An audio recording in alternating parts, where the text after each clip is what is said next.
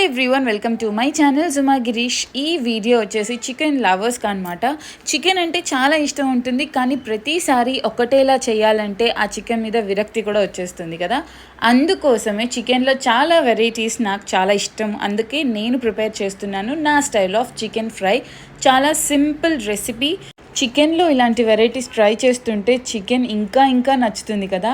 అందుకోసమే నా style of chicken fry చూసేయండి. ఫస్ట్ ఆఫ్ ఆల్ కడాయిలో ఆయిల్ వేసుకొని ఆయిల్ కొంచెం హీట్ అయిన తర్వాత ఆనియన్స్ వేసుకోవాలి. ఒక కంప్లీట్ ఆనియన్స్ మరీ కలర్ చేంజ్ అయ్యేంత వరకు వేయించకుండా కొద్దిగా వేగిన తర్వాత 2 స్పూన్స్ అల్లం వెల్లుల్లి పేస్ట్ యాడ్ చేసుకోవాలి. అల్లం వెల్లుల్లి పేస్ట్ పచ్చివాసన పోయేదాకా బాగా వేపుకోవాలి. ఆ తర్వాత చికెన్ పీసెస్ యాడ్ చేసుకొని పసుపు, కారం, ఉప్పు, ధనియాల పొడి, గరం మసాలా యాడ్ చేసుకోవాలి.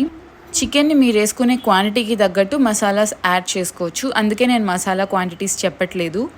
అలా మసాలాస్ అన్నిటినీ కూడా చికెన్తో మిక్స్ చేసేసుకొని మూత పెట్టేసామంటే చికెన్లో నుంచి కొంచెం వాటర్ వస్తుంటాయి. అప్పుడు చికెన్ మునిగేంత వరకు కొద్దిగా ఎక్స్ట్రా వాటర్ యాడ్ చేసుకోవాలి. అంతే, ఇంక మూత పెట్టేసి మీడియం ఫ్లేమ్లో ఒక 15 మినిట్స్ ఉంచామంటే చికెన్ చాలా గ్రేవీ టెక్స్చర్తో వస్తుంది. మీకు ఇంకా ఫ్రై కావాలి అనుకుంటే హై ఫ్లేమ్లో పెట్టేసి బాగా రోస్ట్ చేసుకోవచ్చు. నేనైతే కొంచెం గ్రేవీ టెక్స్చర్తోనే దింపేశాను అనమాట. ఆయిల్ ఎక్కువగా ఉంది ఏంటి అని అనుకోవద్దు. నాన్ వెజ్కి ఆయిల్ తగిలితేనే టేస్ట్ చాలా బాగుంటుంది. దించబోయే ముందు కొత్తిమీర, కరివేపాకు యాడ్ చేసుకోవాలి. దించబోయే ముందు కరివేపాకు యాడ్ చేశాను ఏంటి అనుకోవద్దు. కరివేపాకు ఫ్లేవర్ తెలియాలంటే దించబోయే ముందు వేసుకోవాలని నాకు ఈ మధ్య తెలిసింది. మీరు ఒకసారి అలా ట్రై చేసి చూడండి. Please do like, share and subscribe.